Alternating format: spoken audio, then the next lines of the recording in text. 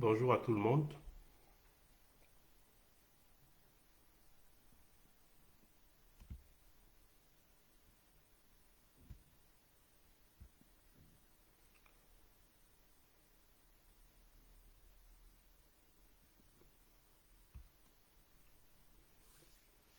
Bonjour au premier venu sur ce point de communication de la brigade anti-Salina de Douala. Je demande aux trois premiers venus de partager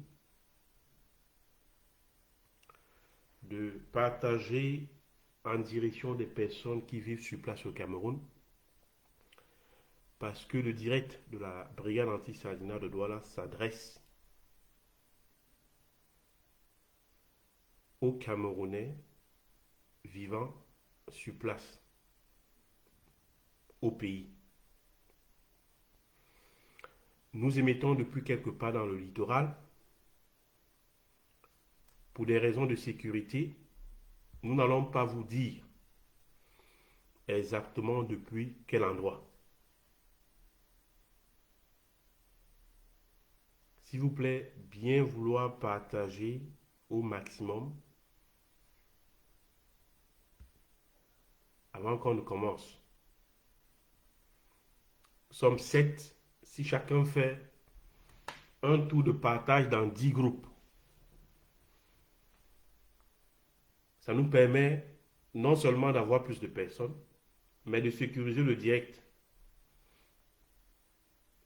La brigade anti-Salina de Douala tient à vous rappeler que le régime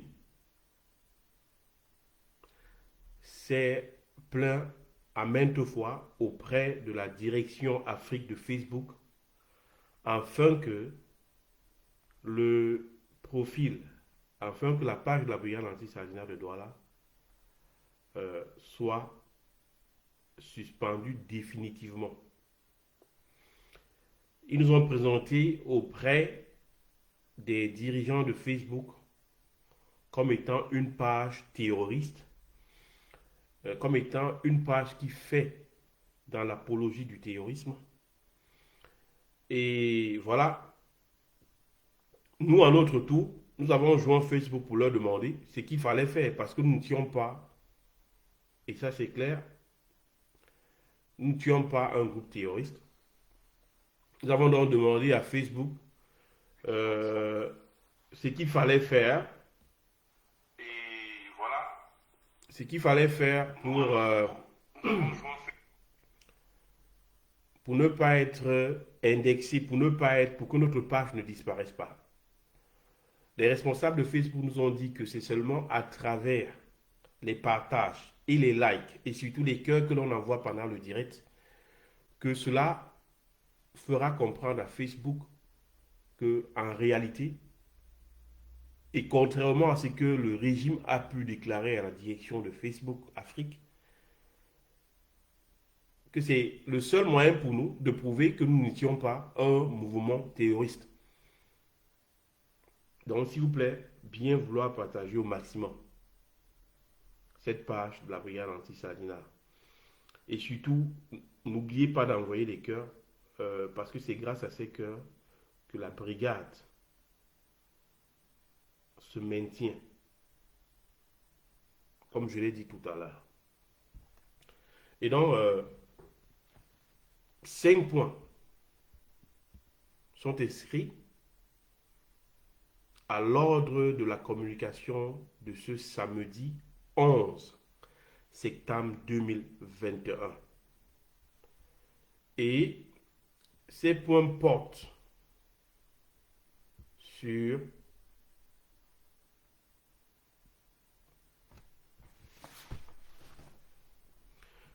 l'opération Chacun son nier. C'est le premier point. Le deuxième point concerne les pseudo-condamnations qu'il y a eu dans les massacres de Kumba. Nous allons développer, nous allons vous expliquer pourquoi est-ce que nous estimons que, en fait, les condamnations qui ont eu lieu dans les massacres de Kumba n'en sont pas de vraie condamnation. Le point 3 de la communication portera sur le bébé de Vanessa Tchatcho, dont vous et moi nous savions que la magistrate Medjan Dikoum, Ate Caroline, épouse Bikoué, séquestre depuis pratiquement 10 ans. Donc nous allons revenir sur l'enlèvement et surtout la séquestration depuis maintenant 10 ans par l'une des collaboratrices de Laurent Esso, de l'enfant de Vanessa Tchatcho. Après cela, nous allons passer au point 4 pour vous donner le nom et surtout les auteurs du meurtre de Mirabel Lingom.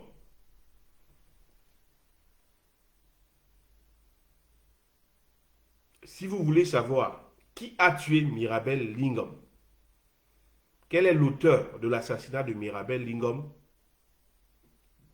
et qui sont les commanditaires de cet assassinat, alors revenez pour suivre le point 4 de la communication de ce matin. Le point 5 de la communication de ce matin parlera de la grève des avocats des prisonniers politiques du MRC. Pour ceux d'entre vous qui ne le savent pas, les prisonniers politiques du MRC ont des avocats qui ont décidé de ne plus plaider une cause qui d'avance est perdue. Si vous voulez avoir les justifications que ces avocats donnent, alors restez scotché sur la page de la brigade anti-assassinat de Douala. S'il vous plaît, partagez au maximum. Avant de commencer le direct de ce jour, je vais commencer avec du commérage. Je vais vous faire un petit commérage. Et le commérage concerne le mariage de Bengono. Bengono d'Akonolinga. Oui. Et là, il se trouve que Vision Kaka, encore appelée Vision Mille Collines, a fait un reportage dans lequel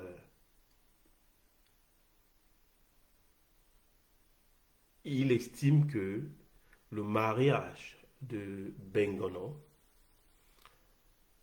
avec le Suisse que vous connaissez bat de l'aile parce qu'effectivement le mari de Bengono d'Akonolinga n'est pas très content que chaque fois qu'il a des rapports sexuels avec Bengono, que les attributs génitales, les cloches de Bengono pendent lorsqu'il est en train de... vous comprenez un peu. Voilà. Donc, il se plaint du fait que Bengono a des grosses cloches et demande donc à Bengono d'accepter l'opération qui ferait de lui une femme pour Tchèle. Vous vous rendez compte? Déjà, le phénomène de Tchèle, bien entendu, nous avons lu assez de livres là-dessus. Mais la question que l'on devrait se poser par rapport à ce phénomène sociétal que les Occidentaux essayent de répandre par tous les moyens en Afrique, la question que vous devez vous poser, c'est de savoir, mais un homme qui aime un homme, ou alors une femme qui aime une femme, pourquoi exige-t-il que cet homme qui est né homme fasse une opération qui le transforme en femme? Mais s'il dit que lui il est en train d'aimer l'homme, alors qu'il aime tout simplement l'homme et qui ne demande pas à l'homme de se transformer en femme. Voilà le paradoxe qu'il y a dans ce type de relation bizarre que les Occidentaux essaient de vendre dans nos sociétés traditionnelles africaines. Je le dis encore, c'est pas que l'on est homophobe. La vérité, c'est que l'on ne nous raconte pas des histoires. Et je demande à tous ceux qui sont sur cette page de la brigade anti-Sadina de Douala, s'il vous plaît, rejetez ce type de pratique que les Occidentaux essaient d'imposer. Rendez-vous compte qu'à ce jour, on est allé jusqu'à doter un homme à Konolinga devant des Camerounais passifs qui ont accepté la dot d'un homme par un homme. Dans notre culture africaine, dans nos cultures bantoues, cela ne se fait pas. Puisque la nature de la dot, ce n'est pas de faire doter un homme par un homme. C'est de faire doter une femme par un homme comme étant le signe de la reconnaissance que la femme que l'on va doter a été élevée par des parents qui ont investi des moyens pour que l'heureux élu puisse avoir la femme qu'il convoite. Voilà le signe, voilà la signification, voilà le symbole de la dot chez les Bantous. Donc je veux dire, s'il vous plaît, n'acceptez pas ce type de pratique. Ne vous laissez pas influencer par ce type de pratique malsaine. Ne contribuez pas à répandre ce type de pratique malsaine dans nos mœurs africaines. Rejetez-les, condamnez-les. Vous savez, il ne faut pas que les Occidentaux faillent dans la contradiction. C'est-à-dire, c'est une chose de dire que les homosexuels sont libres d'être homosexuels. C'est une autre chose de dire que ceux qui rejettent l'homosexualité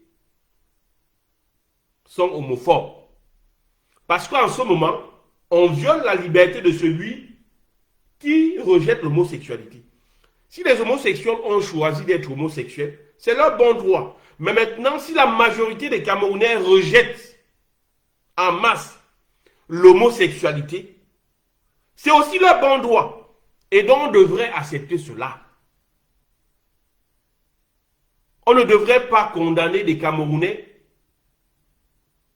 dans leur droit, c'est-à-dire celui d'accepter ou de rejeter l'homosexualité. Si les Camerounais dans leur majorité rejettent l'homosexualité, alors les Occidentaux doivent accepter le point de vue de la masse. Parce qu'ils ne vont pas à chaque fois nous dicter quel est notre point de vue sur la question de l'homosexualité. Bien entendu, ils vont nous dire qu'il y a des arguments scientifiques qui parlent en faveur de ce que l'homosexualité serait liée même à la nature humaine. J'ai lu ces arguments. C'est de très solides arguments. Mais seulement, là où ces arguments ont leurs limites, c'est que, voilà, l'on est libre d'accepter l'homosexualité comme de la rejeter. Et la majorité, 99% de la population au Cameroun rejette librement l'homosexualité. C'est le choix des Camerounais d'accepter ou de refuser l'homosexualité.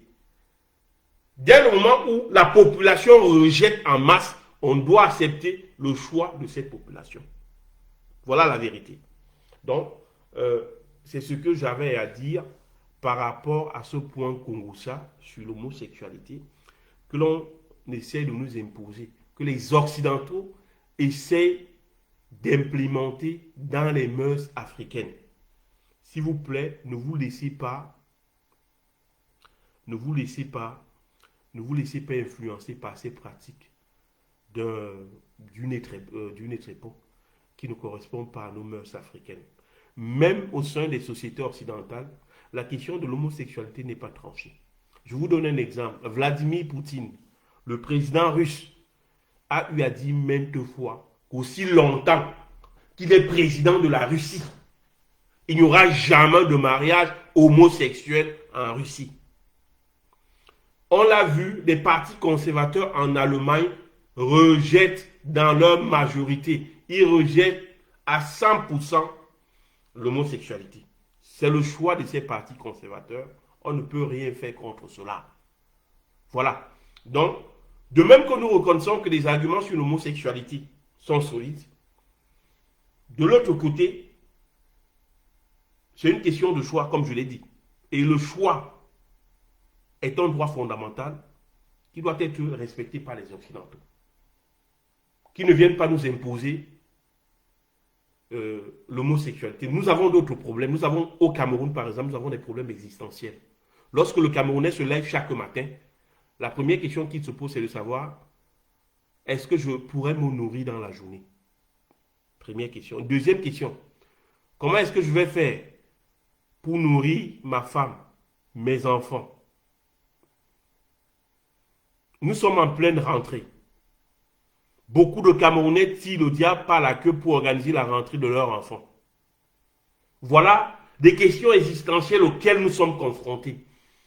Et donc, quand on vient nous ajouter à cela les pratiques homosexuelles que l'on voudrait nous imposer dans nos cultures, on va dire non. On va rejeter ça en masse parce que justement, ce n'est pas la priorité. Voilà.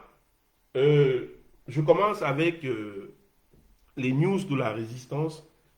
Je commence avec le premier point sur les news de la résistance. Et ce premier point est en relation avec l'opération Chacun son corps nié. Il y a à peu près 5 à 6 mois de cela, les brigades anti-Sardinat et l'opposition au régime au sein de la diaspora, face aux violences policières et des forces de l'ordre qui interviennent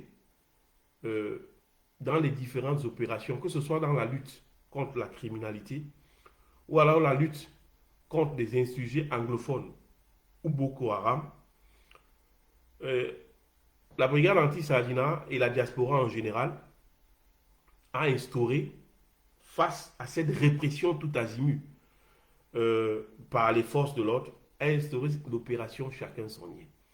L'opération Chacun son nid, comme je l'ai dit, fait suite aux bavures auxquelles sont confrontées les populations. Plus récemment encore, on a eu du côté de Bana l'assassinat d'un jeune Camerounais, moins de 30 ans, tout simplement pour une question de terrain, sur une querelle familiale dont les forces de l'ordre n'avaient rien à faire, parce qu'en fait, la querelle en question était en relation avec le titre foncier d'un terrain. Vous le savez tous, la justice camerounaise et le tribunal civil est compétent en matière de litige foncier, dont les forces de l'ordre dans ce type de litige n'ont rien à faire.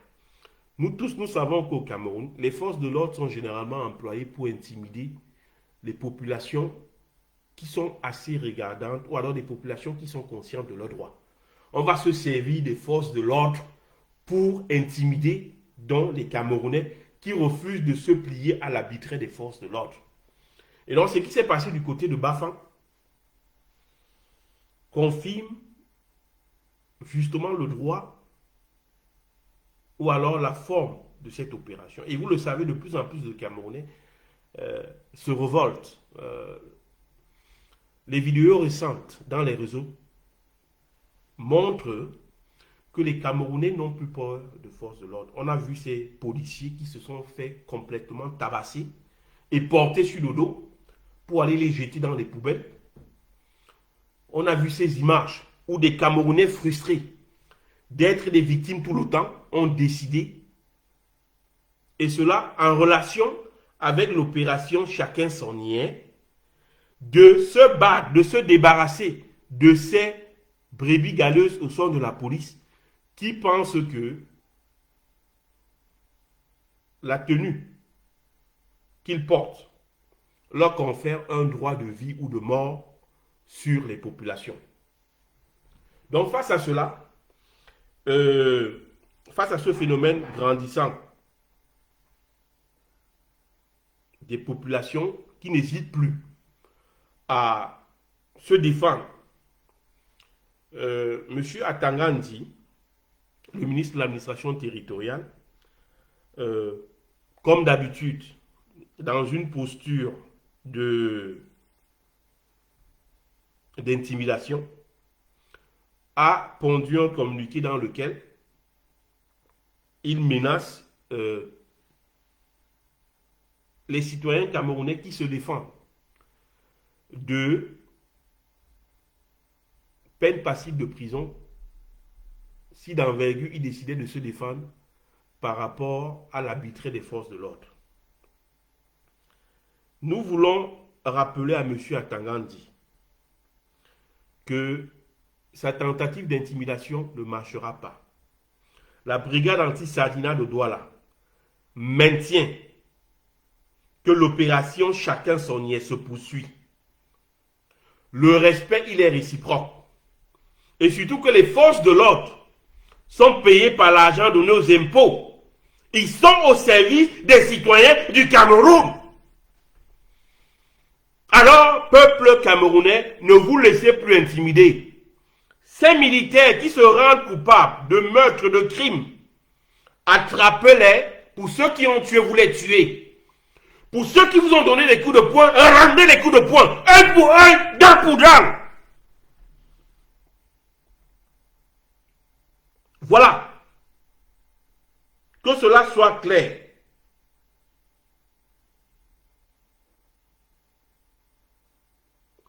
Nous n'allons plus reculer. Le peuple camerounais a assez subi et continue à subir les injustices, des comportements arbitraires des forces de l'ordre. À plusieurs reprises, nous avons appelé les pouvoirs publics, nous leur avons demandé de prendre leurs responsabilités, de sanctionner au quotidien les forces de l'ordre qui se rendent coupables de crimes ou de délits sur les populations. Rien n'a été fait. C'est pourquoi la BAS et la diaspora résistante a pris ses responsabilités à main et a demandé aux populations de se défendre. C'est dans ce but que nous avons créé l'opération Chacun son niais, qui consiste à chaque fois qu'un membre des forces de l'ordre tue arbitrairement un citoyen camerounais. Je dis tue arbitrairement. Cela veut dire en dehors de l'exercice de ses fonctions de policier ou de force de l'ordre, lorsqu'il tue un Camerounais, il devra faire face aux conséquences. Ça dit que les Camerounais ont le droit de se défendre. Et le droit de se défendre est reconnu par la constitution camerounaise. Le droit de se défendre fait partie de ce qu'on appelle les droits fondamentaux. Donc ça veut dire que lorsqu'un Camerounais se défend, il ne viole pas la loi. Tout au contraire, il fait valoir son droit fondamental qui est inscrit dans la Constitution, à savoir le droit de se défendre. Donc, ceci étant, je vais donc un peu vous lire le communiqué de M. Atangandi. Je l'ai dit, c'est un communiqué d'intimidation sur les populations. Et cette intimidation ne va pas marcher. La BAS maintient son opération Chacun son niais. Donc, je vous lis le communiqué. Monsieur le délégué général à la sécurité nationale, mesdames et messieurs de la presse, depuis un certain temps, l'opinion publique en général et les autorités administratives en particulier déplorent les violences, parfois physiques, contre des agents de police en plein exercice de leurs fonctions à travers le pays. Ces comportements irresponsables et méprisants à l'endroit de la police ont atteint des limites inacceptables et ne peuvent plus être tolérés. Faudrait-il le rappeler, la police est au service de la population, plus précisément au service de tous et de chacun. Sous la très haute supervision du chef de l'État, représenté par le délégué général à la sécurité nationale, La police camerounaise est un corps hiérarchisé et structuré. Elle est représentée à tous les niveaux de la République, des régions aux arrondissements, en passant par les départements. Elle veille nuit et jour sur la sécurité des personnes et de leurs biens. En cas de mésentente entre un usager et un fonctionnaire de police, l'usager devrait s'adresser à la hiérarchie de la police pour se plaindre. Et lorsque les récriminations contre un fonctionnaire de police sont avérées, seule la hiérarchie de la police est habilitée à prendre des sanctions contre l'agent incriminé selon le statut du corps et les tests en vigueur. Il est donc clair qu'un citoyen ou un usager, quel que soit son rang social, n'a pas le droit d'exercer des violences contre un agent de police dans l'exercice de ses fonctions.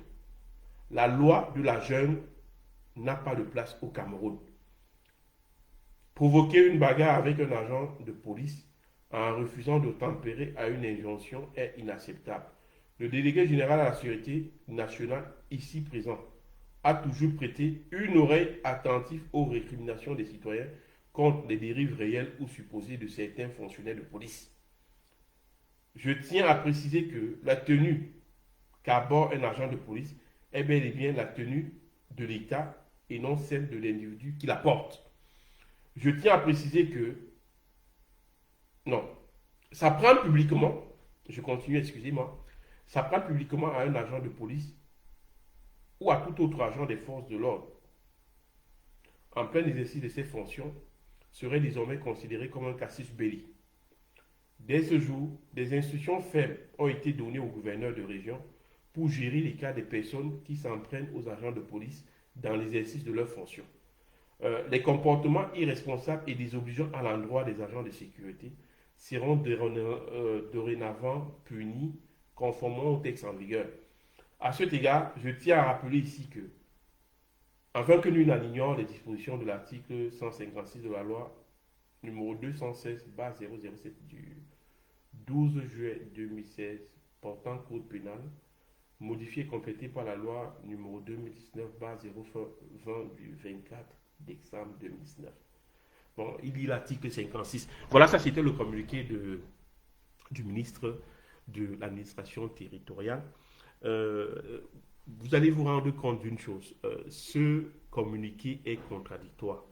Parce que d'un côté, vous ne pouvez pas dire que la justice va sévir. La justice, vous devez bien le comprendre, c'est le pouvoir judiciaire. Et dans le même temps, vous dites que les gouverneurs sont chargés d'appliquer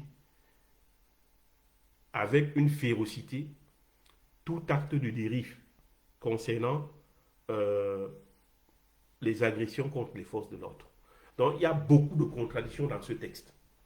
Soit c'est le pouvoir judiciaire qui s'occupe des cas, et c'est ce qui est prévu par la loi, ou alors c'est le pouvoir exécutif, représenté ici par le gouverneur, qui est chargé des sanctions.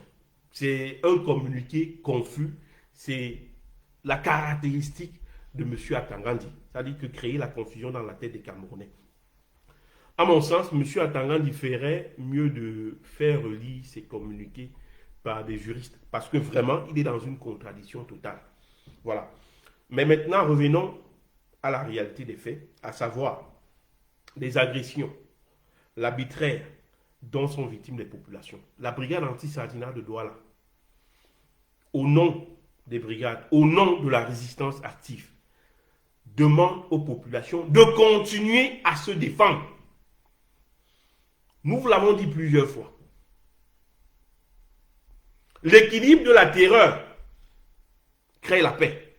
Aussi longtemps que les forces de l'ordre avaient l'impression qu'ils pouvaient tabasser les populations, qu'ils pouvaient passer des simples citoyens à tabac sans se justifier, l'arbitraire avec lieu. Mais maintenant, le fait que la population se lève, vous avez vu ce qui s'est passé du côté de Bafang, vous avez vu ce qui s'est passé du côté de Bana, où la brigade d'intervention rapide, le BI, la milice du régime, l'élite de la milice du régime est arrivée. Les populations ont dit, vous essayez, on vous massacre. Le BI est rentré sur Yaoundé. C'est-à-dire les populations à Bana ont bloqué l'entrée. Se sont armés de gourdins, de flèches, de machettes. Ils ont dit au BI, si vous voulez entrer par la force, il y aura confrontation, nous allons vous battre. Ce que les anglophones vous feront dans le nozo, c'est rien. Nous allons nous opposer à vous et vous serez vaincus. Face à la détermination des populations du côté du Ronkam, le BI a rebroussé chemin. Voilà la vérité. Je dis donc, ne vous laissez pas impressionner par ce communiqué contradictoire d'Atangandi. La vérité, c'est que le pouvoir actuellement craint que voilà, ce phénomène va s'amplifier au point que le Cameroun francophone deviendra totalement ingérable. Vous le savez tous, dans la partie anglophone, c'est la guerre civile. Les Amba Boys ont décidé de mener une guérilla systématique au régime. Et face à cette réalité, le régime est en train de reculer dans le Southern Cameroun, dans la partie occidentale du pays. Il y a des populations de l'Ouest. Souvenez-vous de ce qui se passe du côté de Ntonga. Pour ne pas citer ce qui se passe du côté de Bana ou bien de Bafang, dans le Ronka. Parce que Tonga, c'est dans le Ndé. Il y a des populations qui ne veulent plus subir des injustices au quotidien, passivement. Cela résulte tout simplement d'un ras-le-bol général. Nous avons fait notre devoir de rappeler à ces citoyens que vous avez des droits. Et qu'en temps réel, l'État est là pour vous servir et non se servir. Et voilà la mayonnaise après. Nous continuons à dire, chère population, ne vous laissez pas faire. Partagez ce direct s'il vous plaît. Ne vous laissez pas faire. L'équilibre de la terreur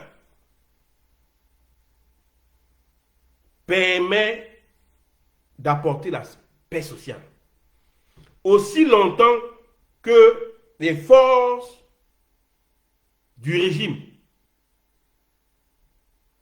entretiennent l'injustice, vous avez le droit de vous défendre, ne vous laissez pas faire. Ces images qui apparaissent partout, des policiers qui se font passer à tabac, on a vu l'autre se faire porter comme un sac de Nkuta et aller jeter dans la poubelle. Toutes ces images sont l'expression d'un ras-le-bol des populations par rapport aux violences policières, par rapport aux frustrations de toutes sortes qu'ils subissent. Ce que je dis, c'est la voix du peuple. N'allez pas suivre ces reportages aseptisés et croire que c'est la vérité, cher monsieur du gouvernement illégitime de Paul Barthélémy Biabim Vendon. Ce que je vous dis, je le fais étant masqué parce que justement, je vais vous donner le pôle qu'il y a dans le peuple. Les populations en ont marre. Les frustrations au quotidien, les violences inutiles des forces de l'ordre ont conduit les populations à développer désormais des réflexes d'autodéfense. Et cela va continuer. Cela ne va pas s'arrêter. Nous allons traquer ces forces de l'ordre jusqu'à dans leur dernier retranchement. Nous allons buter ces forces de l'ordre jusqu'à dans les chiottes. Oui, il n'y aura aucun endroit où ils seront en sécurité. Ils ne seront en sécurité que lorsqu'ils vont commencer à respecter les populations. Voilà la vérité. Le respect est mutuel. Ces forces de l'ordre sont payées par l'argent de nos impôts. C'est la raison pour laquelle ils ont l'obligation de nous respecter. Voilà ce que l'on pouvait dire par rapport au premier point de la communication de ce samedi 11 septembre 2021. Passons au deuxième point de la communication qui concerne les condamnés du massacre de Kumba. Voilà.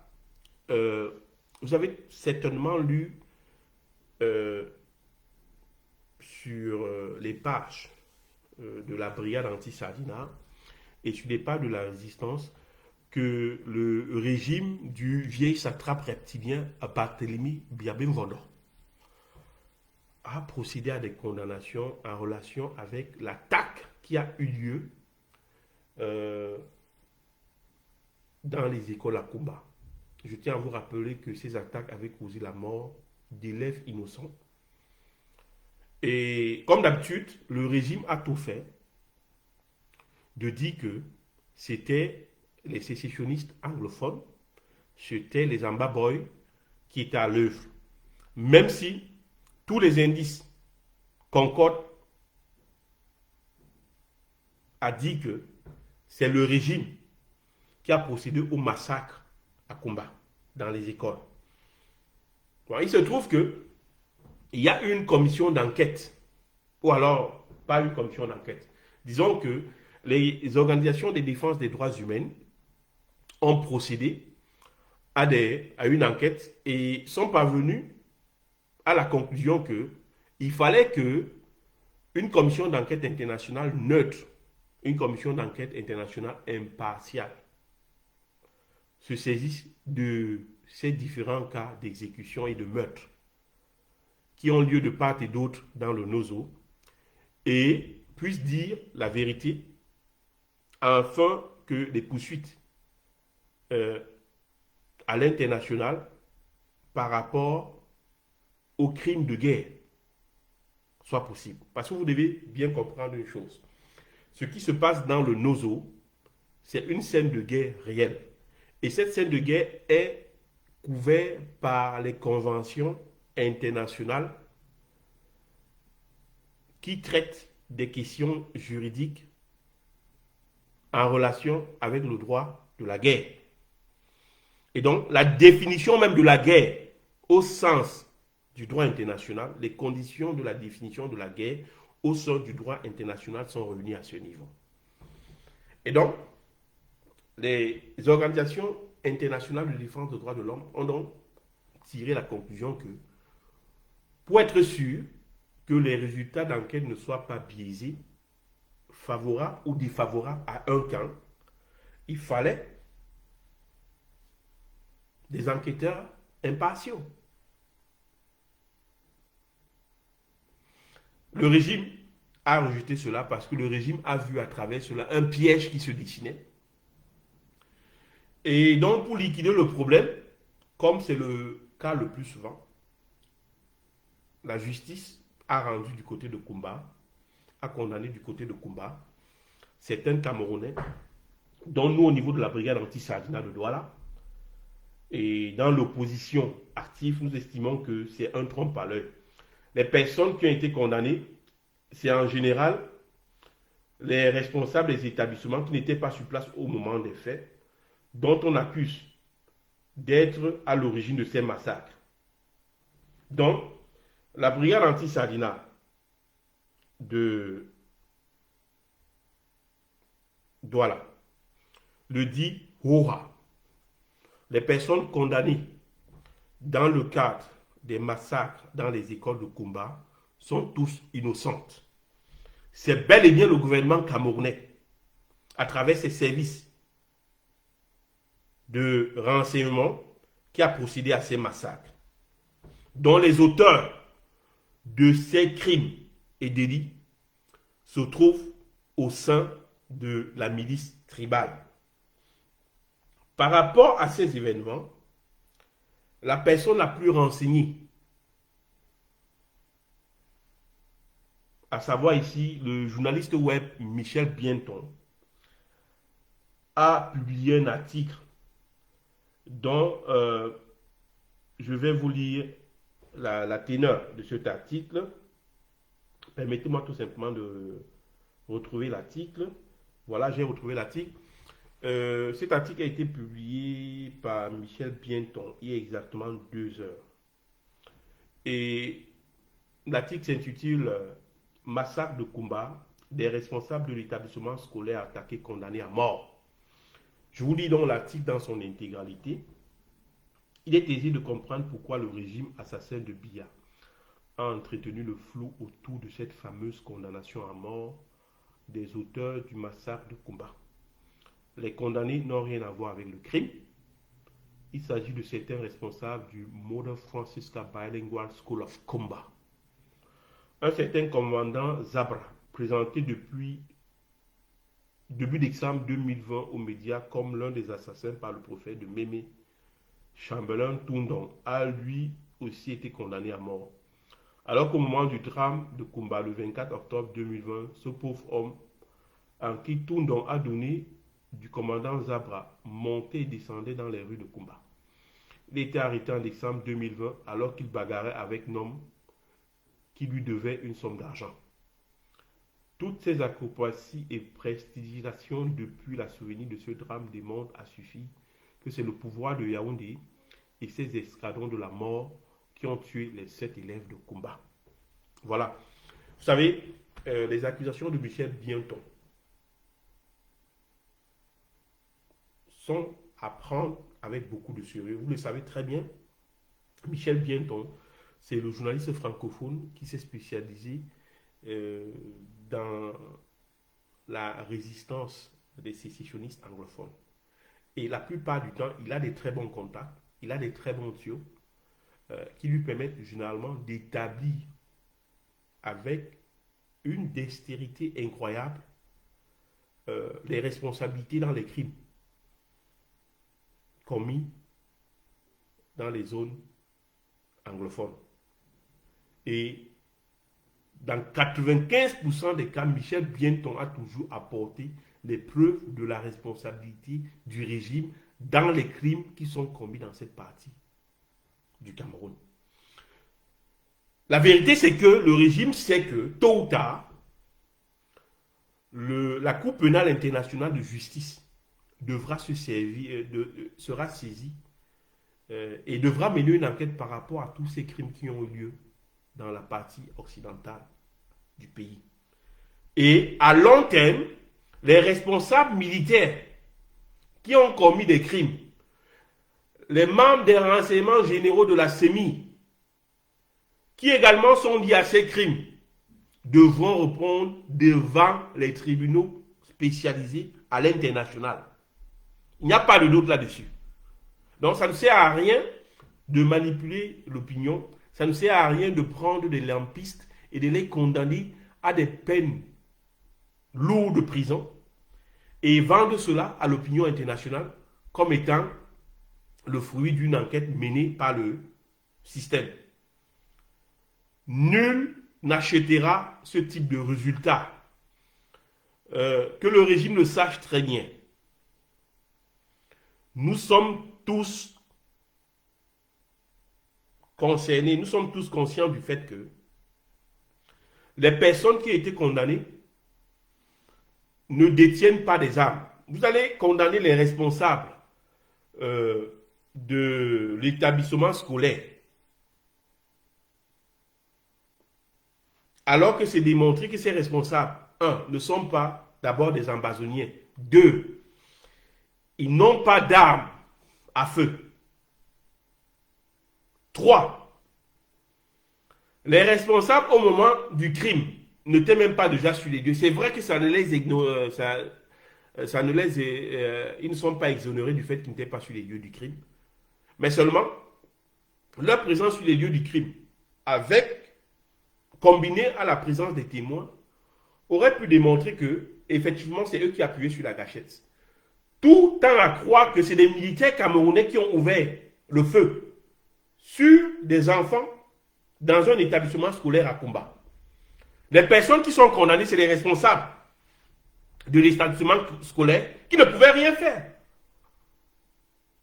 Même s'ils avaient été présents sur les lieux du crime, est-ce qu'ils pouvaient empêcher des personnes armées de tuer? Non. Surtout que ces personnes armées se recrutent au sein des renseignements généraux camerounais.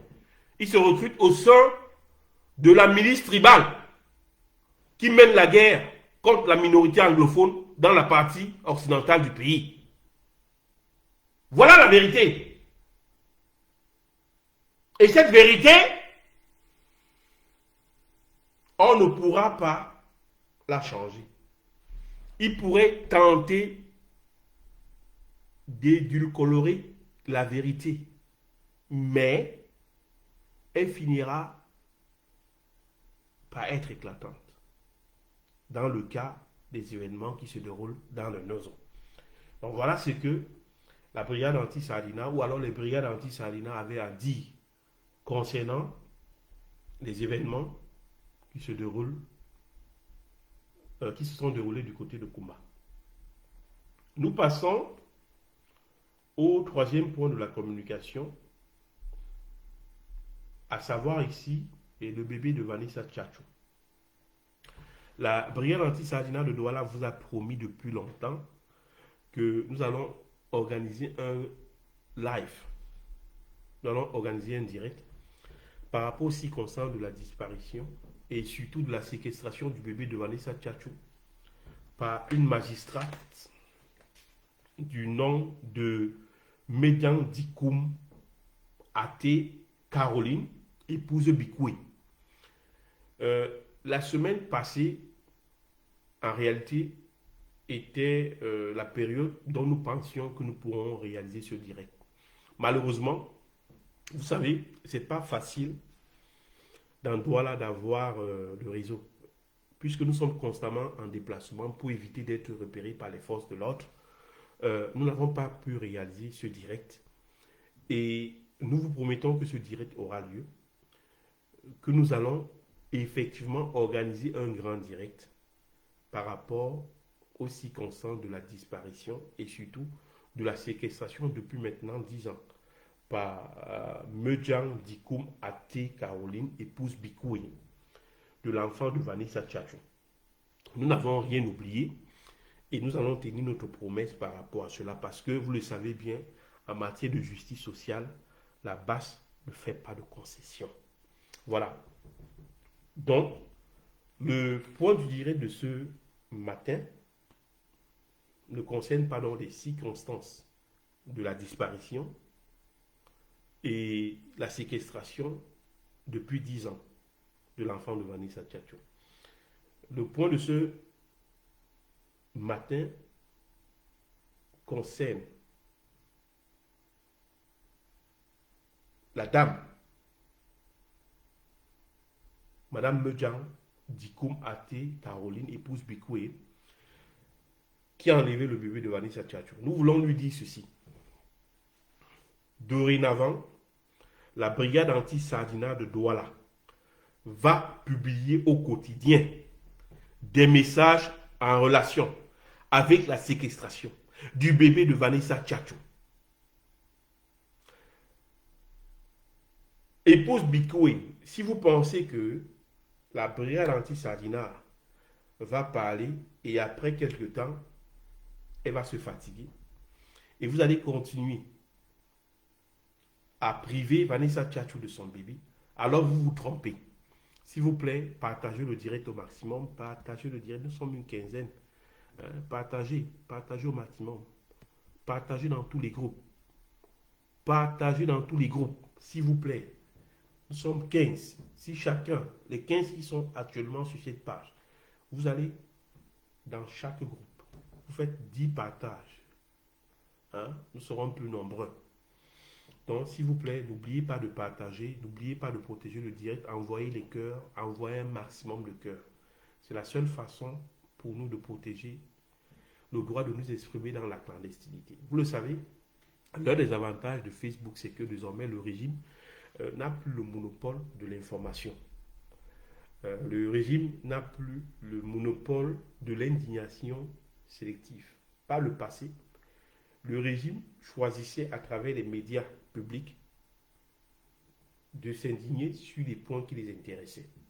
Et généralement, ce type d'indignation n'avait rien à faire avec les indignations en relation avec le peuple camerounais, en relation avec l'injustice sociale au Cameroun. La magie des réseaux sociaux fait en sorte que désormais, la petite voix du peuple que je représente quelque part dans les forêts du littoral a le droit d'exprimer les préoccupations réelles du peuple. Les préoccupations réelles du peuple en temps réel. Et c'est ça qui fait peur au régime.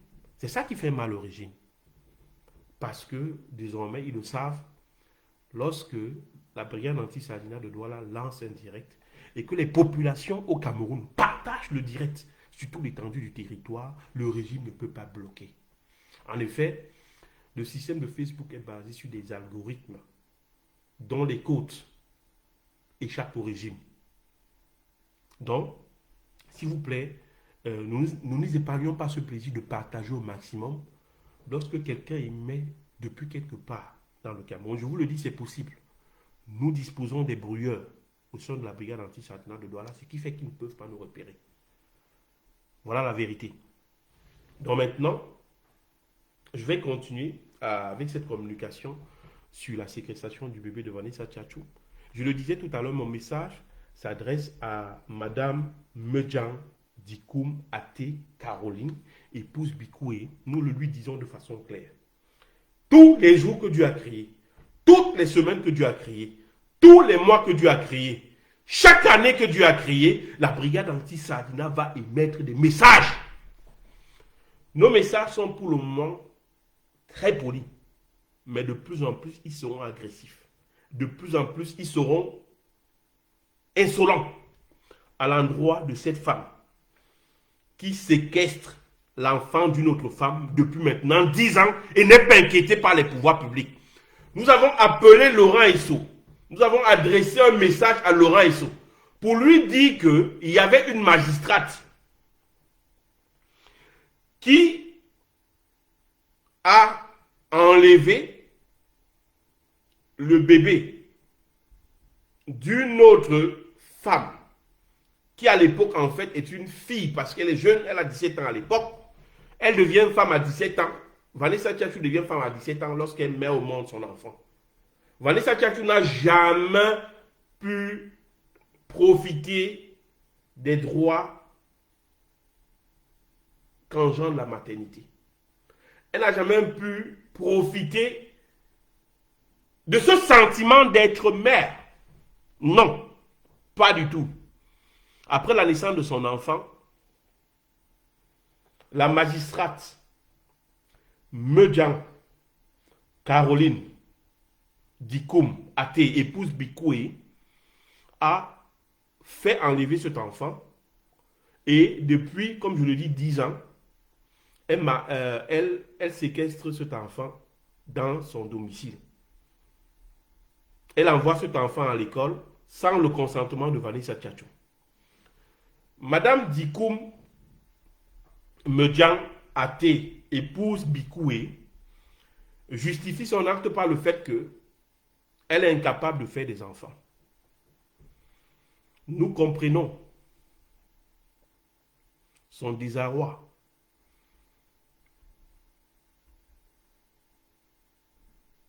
Son incapacité à ne pas faire un enfant. Nous comprenons cela. Mais maintenant, la question qu'il faut se poser, c'est de savoir, est-ce que c'est parce que l'on est incapable de faire un enfant que l'on doit arracher l'enfant d'une autre femme? Si Vanessa Tchatchou avait voulu faire adopter son enfant, elle l'aurait fait. Mais Vanessa Tchatchou a refusé de faire adopter son enfant parce qu'elle voulait jouir en temps réel ses prérogatives de maman. Parce que vous savez, mettre un enfant au monde, c'est difficile. Mais c'est aussi un autre plaisir d'élever cet enfant, de l'orienter dans la vie, de jouer son rôle de parent. Croyez-moi, rien ne saurait remplacer ce plaisir à éduquer un enfant. Moi, je vous le dis, pour ceux d'entre vous qui n'ont pas encore fait des enfants, pensez à faire des enfants. Faites les enfants, c'est très important. Cela procure un grand plaisir de les élever. Oui, lorsque vous avez bien accompli l'éducation de votre enfant, à un moment, c'est un plaisir renouvelé de voir vos enfants grandir, de créer cette complicité entre vous et votre enfant.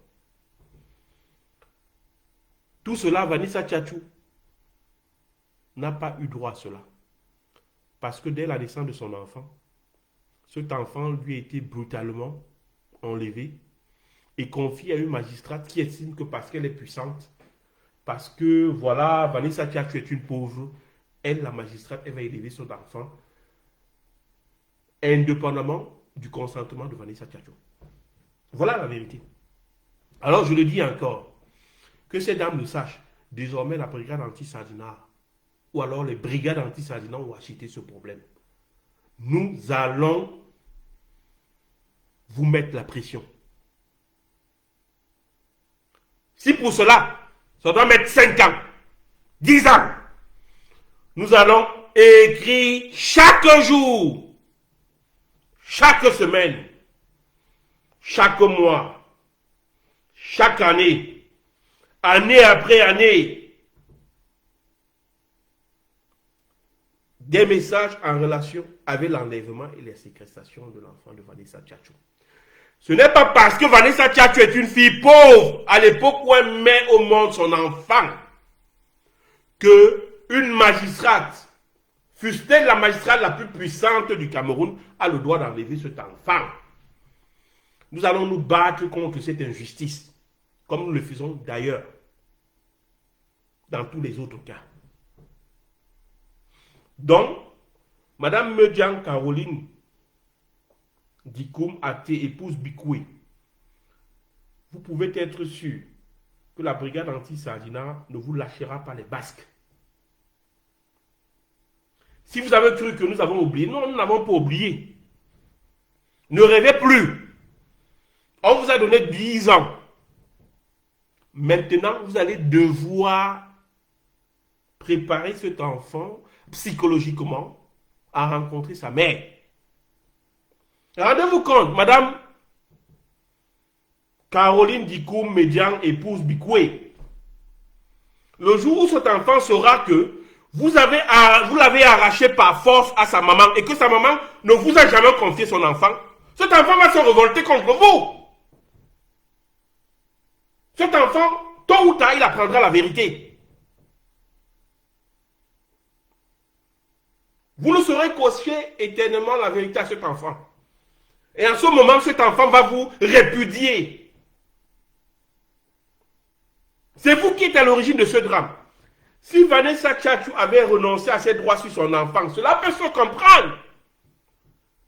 Même après avoir enlevé cet enfant, même après avoir séquestré cet enfant, Vanessa Tchatchou vous a dit qu'elle veut son enfant. À l'époque, le professeur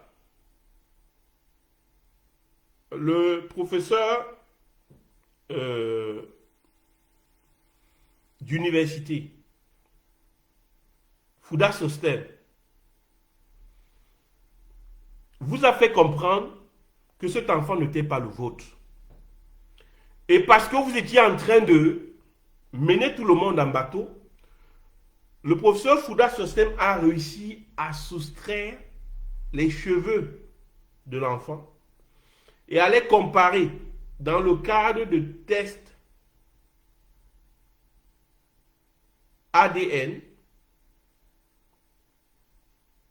avec celui de sa maman.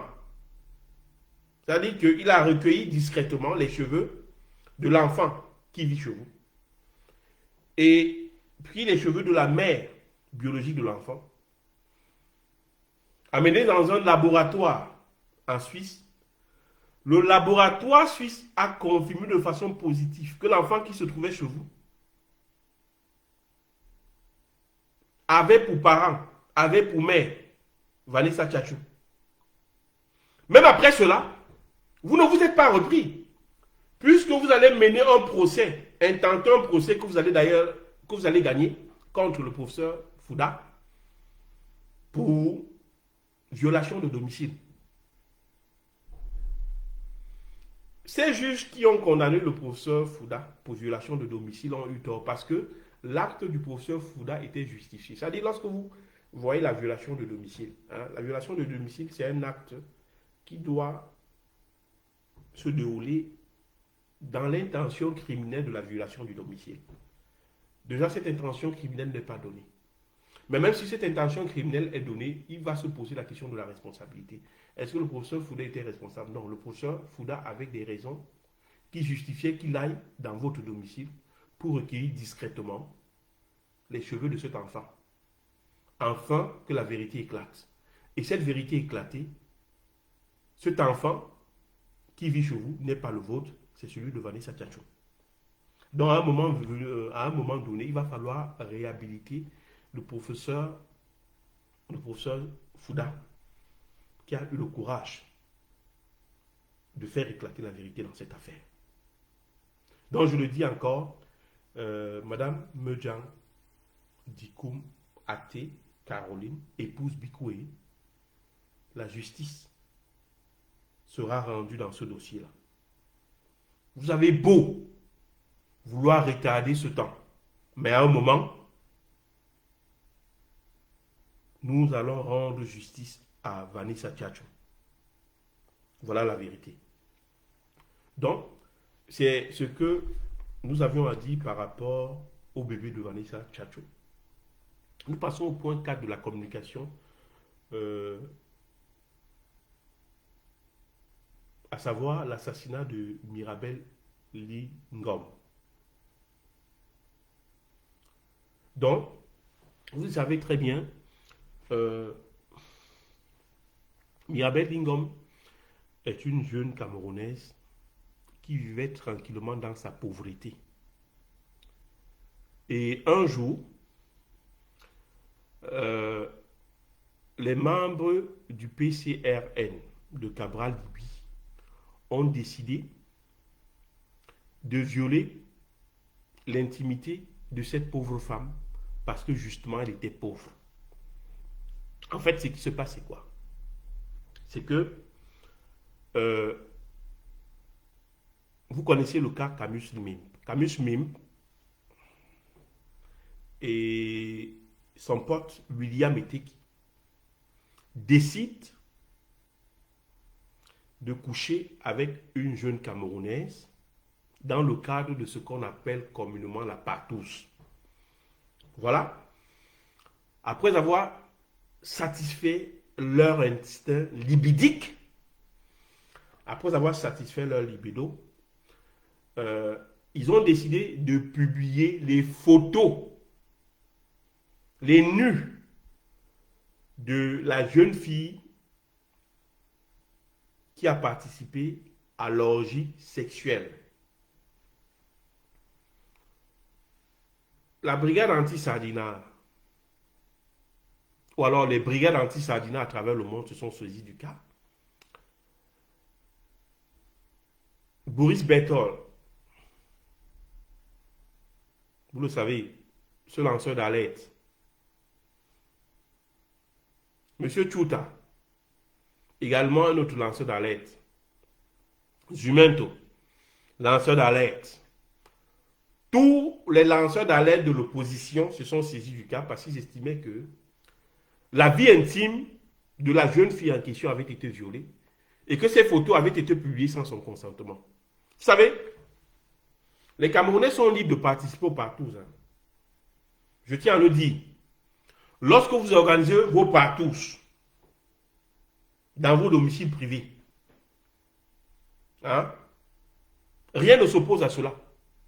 Le code pénal camerounais ne s'oppose pas à la partouze. Il n'est inscrit nulle part dans le code pénal camerounais que la partouze est un délit ou un crime. Donc il s'agit ici d'une question de liberté individuelle. Si les Camerounais décident de se réunir, disons-le de façon un peu triviale, disons-le de façon un peu sarcastique et surtout provocatrice, si les Camerounais se réunissent pour baiser, voilà, j'ai lâché le mot. J'aime pas trop ce type de mot, mais comme je l'ai dit, c'est parfois bon d'employer, de faire dans des déclarations sarcastiques ou alors des déclarations pour bien faire comprendre la réalité des faits que vous êtes en train de décrire à vos interlocuteurs. Donc je disais, si les Camerounais décident d'organiser des partous pour baiser, alors c'est leur bon droit. Bon. Maintenant, lorsque vous publiez la photo de vos partous, lorsque vous publiez les images de vos partous dans les réseaux sociaux, assurez-vous que tous les participants à ces partous sont d'accord pour la publication de ces photos-là. En ce moment, c'est légal. Mais dès le moment que l'un des participants n'est pas d'accord avec la publication des images, alors vous violez l'intimité de sa vie et cela est passible de poursuite. Donc, la jeune Malika, comme d'habitude, était la victime et les plus puissants de la République ont estimé qu'ils pouvaient publier ces photos. Vous devez bien comprendre quelque chose. C'est le visage de Malika que l'on met en exergue dans ces photos-là. Les personnes qui sont derrière l'appareil photo ou bien les caméras ne se mettent pas en exergue.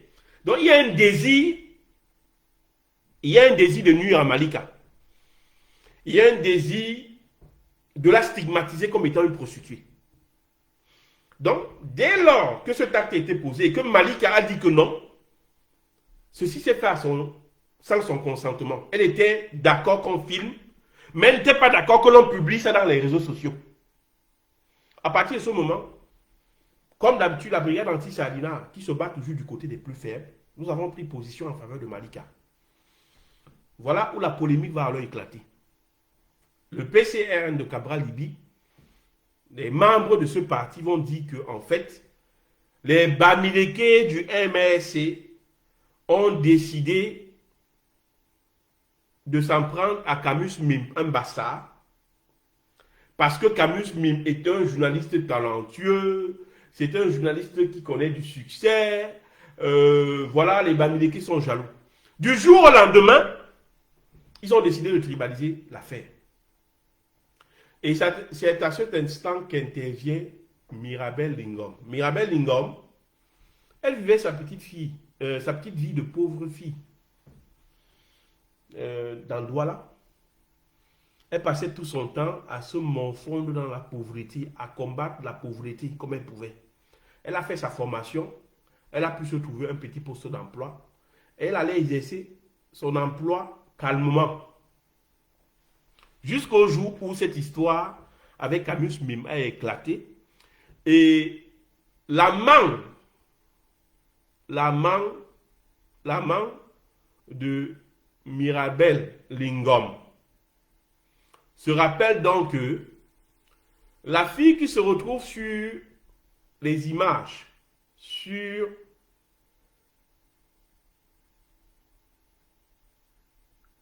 la scène de vidéo intime que le journaliste web Paul Chouta a tourné avec son épouse. Parce que vous devez bien comprendre, Paul Chouta tourne ces images avec son épouse légitime, avec qui il a même un enfant. C'est-à-dire, dans un cadre privé, il a décidé de tourner ces images privées. Et ces images privées seront saisies dans le cadre de ce qu'on appelle les recels d'enquête pour la procédure qui l'opposait à cette dame-là, à cette écrivaine qui est accusée de plagier toutes les œuvres, qui répond au nom de Calice Béala. Donc, voilà, les enquêteurs saisissent ces images et décident de balancer ces images pour contrer la rumeur qui monte sur Camus Mim, ou alors pour contrer les images qui sont apparues et qui mettent en exergue Camus Mim et M. Eteki dans ce que vous connaissez, dans ce qui est désormais appelé par les Camerounais le scandale Camus Mim. Donc, les forces de l'ordre camerounais violent le secret de l'instruction. Ils violent les scellés. Le viol des scellés est condamné dans le code pénal. Oui, c'est-à-dire que lorsque vous êtes enquêteur et qu'il existe des scellés par rapport à une affaire précise, vous n'avez pas le droit de les publier parce que ça fait partie de ce qu'on appelle le secret de l'instruction. Donc, ils violent le secret de l'instruction, publient ces images parce qu'ils pensent pour contrer les images qui se baladent dans les réseaux sociaux sur Camus Mim. Il faut rappeler que c'est Camus Mim et son complice qui décident de publier ces images-là. Donc, ils mettent ces images à la disposition de tout le monde. L'amant de l'ex-amant, parce que elle n'était plus en relation avec ce gars, l'ex-amant, donc, de Mirabel Lingom, entre en jeu et dit que la fille sur cette image n'est rien d'autre que Mirabel Lingom. On a les captures d'écran. Allez sur la page de la brigade anti-Sadina de Douala. Vous allez voir les captures d'écran de l'interpellation de Mirabel par son ex-copain, par son ex-amant, qui l'interpelle sur ces images et lui dit que c'est bien elle qui a des relations sexuelles avec Chouta. Or, Chouta, entre-temps, a démontré que non. Ces images ont été récupérées dans le cadre des scellés contenus dans ces smartphones. Scellés qui étaient en possession de la police judiciaire. Et que la fille en question, c'est bel et bien son épouse, lui, Chouta. Donc, face à cette vérité, et surtout, face au fait qu'on veut distraire sur l'actualité en relation avec Camus Mimp et sa radio et les images publiées en relation justement avec ce scandale sur Malika, dont les policiers pensent pouvoir divertir les populations avec cela. Cela ne marche pas. Parce que les Camerounais ont appris à ne plus se laisser distraire. Les Camerounais restent focalisés sur le cas Malika dès lors qu'ils comprennent qu'en fait, il s'agit d'une manipulation. Il s'agit d'une manœuvre, enfin aussi, de Salih Chouta. Donc, face donc à cela, les membres du PCN, dont l'ex-amant de Mirabel Lingom, vont décider de la sortie de son anonymat et de publier Mirabel Lingom comme étant la fille avec qui M. Chouta aurait eu des rapports sexuels dans cette vidéo. Ils vont aller jusqu'à vouloir payer de l'argent à cette fille pour qu'elle accepte que c'est elle. Quand ils se rendent compte que leur manœuvre de diversion a échoué, ils proposent de l'argent à cette fille. Et cette fille dit non. Plus tard, cette fille va saisir des avocats compétents qui vont porter le cas devant la cour, qui vont porter le cas devant les juridictions compétentes. Et d'après les résultats de l'enquête qui se trouve à notre disposition, tous ont reconnu que c'était une erreur. Monsieur Batum, dès lors qu'il a vu l'erreur, a fait un direct dans lequel il s'est excusé pour dire que vraiment c'était une erreur. Il s'est laissé emporter et qu'il reconnaît que la fille sur cette image n'est pas Mirabel Lingom. Il y a 3 autres totaux, 3 autres idiots qui vont continuer à accuser la fille. La fille donc va donc dire que ok, je reste donc logique à moi-même, je vais aller jusqu'au bout de ma plainte. C'est parce que elle sera à la recherche de la justice que Mirabel Lingom sera empoisonné. L'auteur de l'empoisonnement de Mirabel Lingom s'appelle Binyam Denis. Tout le monde dans Douala sait où habite Binyam Denis. La question que la brigade anti-Sadina de Douala se pose actuellement, c'est de savoir, mais pourquoi est-ce que Binyam Denis n'est à ce jour pas convoqué? Pourquoi est-ce qu'il n'est pas en arrestation?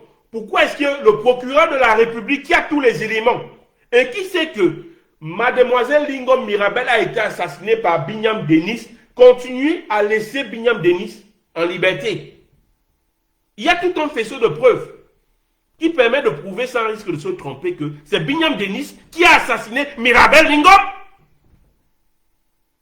Mais quel est ce pays où les coupables sont en liberté et les innocents sont en prison?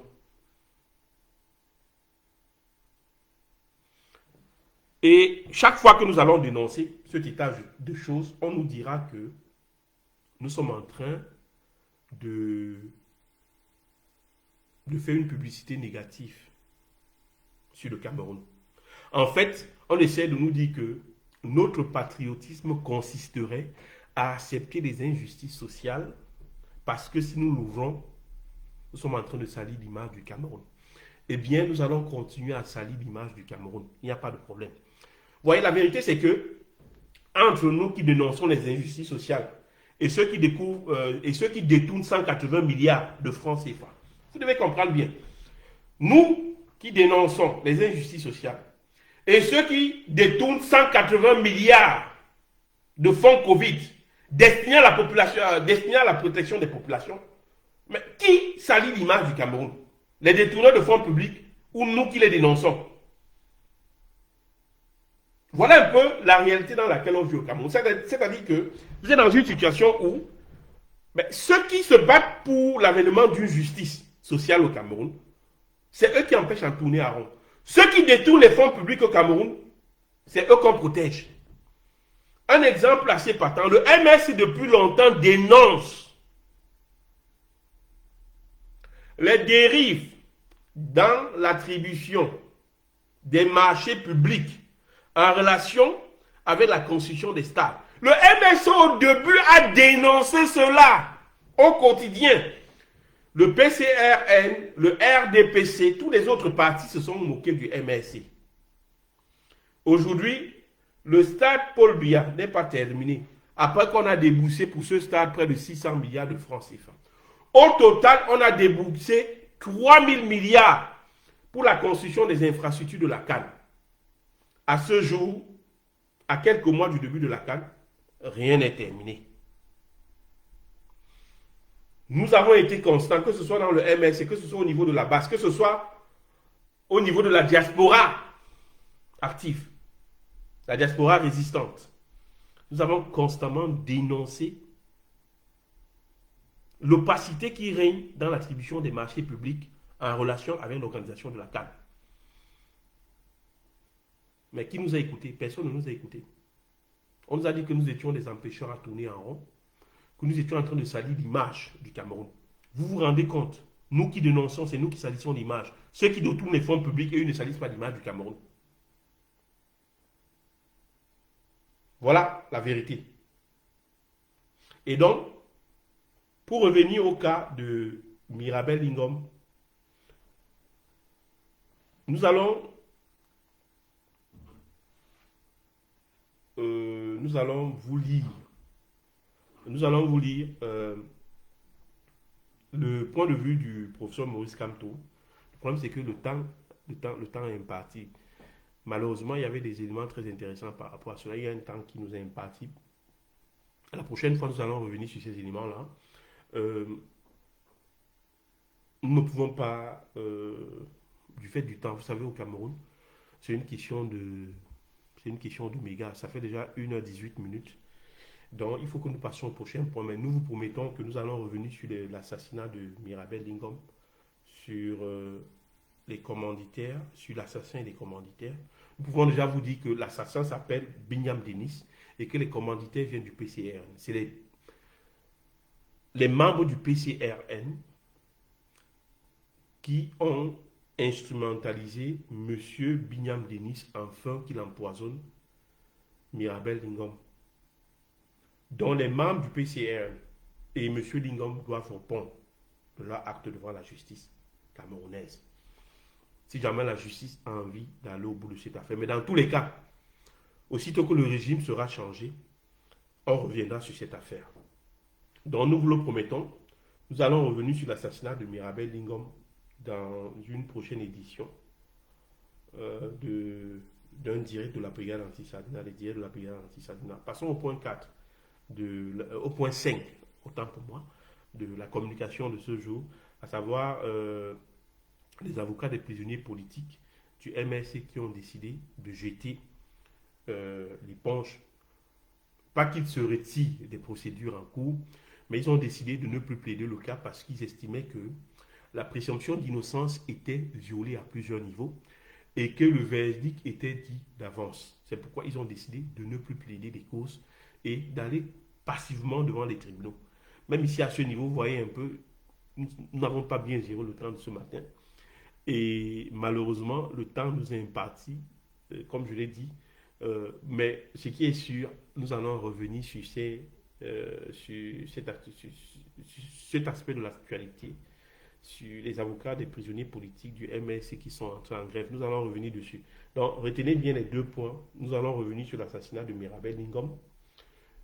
pour vous lire la déclaration du président élu, le professeur Maurice Kamto, et vous parler de l'auteur de l'assassinat. Et surtout, vous précisez également les noms des commanditaires.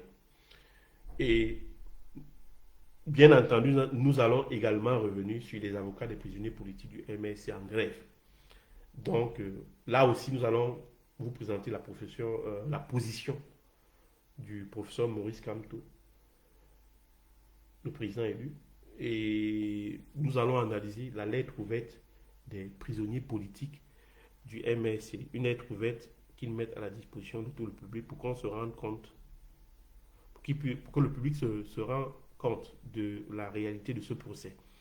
C'est deux éléments très importants sur lesquels nous ne pouvons pas manquer de ne pas revenir. Donc voilà, le temps était imparti. Excusez-moi, on ne s'est même pas rendu compte, ça va tellement rapidement. Le temps était imparti, nous ne pourrons pas continuer le direct de ce matin. Nous essayons de limiter le direct à 1 heure, parce que vraiment, 1 heure même c'est trop. Nous sommes en train de voir dans quelle mesure nous allons faire des directs qui auront une durée située entre 40 et 50 minutes, afin que nous ne puissions pas abuser des personnes qui sont sur place au Cameroun. Vous voyez, les temps sont très durs. Le Cameroun est en crise économique. Le Cameroun a toujours été en crise économique depuis pratiquement l'avènement de Paul Biya au pouvoir. Et nous ne devons pas abuser sur les capacités financières des citoyens qui, malheureusement, dépensent beaucoup d'argent pour avoir accès aux mégas et suivre les directs de la brigade anti-Salina. Sur ce, je vous dis merci à tous ceux-là qui ont partagé le direct de ce matin. Et surtout, ça a été un plaisir pour nous de renouer le contact avec vous. Nous allons rester logiquement en contact pour aborder les deux aspects, pour développer les deux aspects de l'actualité de ce jour que nous n'avons pas pu développer pour des raisons du temps imparti. Merci, merci à tous ceux qui ont partagé. Merci à vous qui vous êtes rapidement connectés. Et au plaisir de vous avoir pour des prochains points d'information des news de la résistance sur la page de la brigade anti-Salina de Douala. Au revoir.